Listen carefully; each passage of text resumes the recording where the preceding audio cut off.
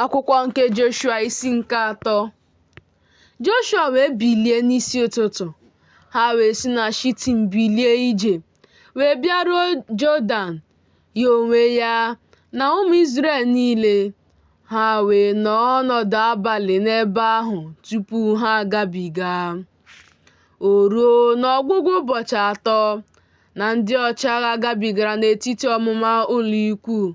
Ha wee nye ndị Izrel iwu sị, mgbe unu na-ahụ igbe ọgbụgba ndụ Jehova bụ Chineke unu, na ndị nchụaja bụ ndị Livayị ka ha na-ebu ya, unu onwe unu ga-esikwa n'ebe unu nọ bulie ije wee na-eje so ya. Naanị oke ga-adị n'etiti unu na ya, dịka nnu kubit 5 n'ọtụtụ. Unu abịarula nso ya, ka unu wee mara ụzọ nke unu ga-esi jee, n'ihi na unu agabiga n'ụzọ a na mgbe gara aga.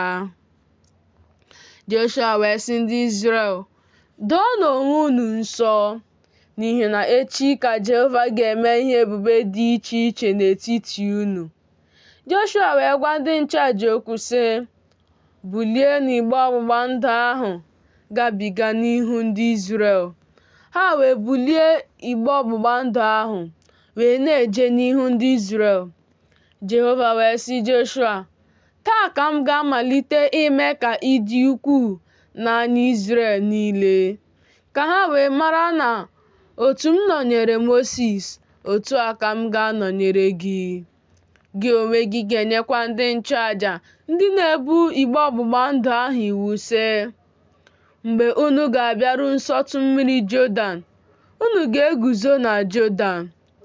Joshua wee sị ụmụ Izrel, bịanụ nso ebe a, nụrụ okwu niile nke Jehova bụ Chineke unu.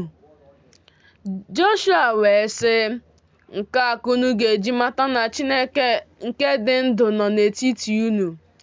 Ọ gaghịkwa ịnapụ ha ala ahụ n'ihu unu, bụ ndị Kenan, na ndị Het, na ndị Havait, na ndị Perizait, na ndị Gigashait, na ndị Amorait, na ndị Jebus.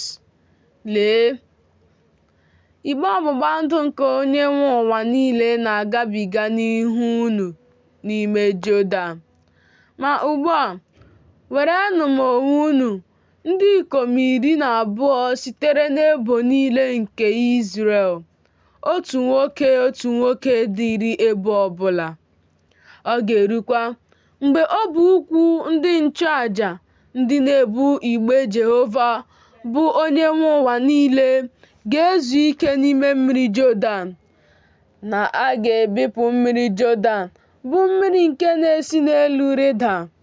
Ha ga-eguzokwa n'otu ọbọ. O ruo mgbe ndị Izrel siri n'ụlọ ikwu niile ha bulie ije ịgabiga Jọdan, ndị nchụaja na-ebukwa igbe ọgbụgba ndụ ahụ n'ihu ndị Izrel.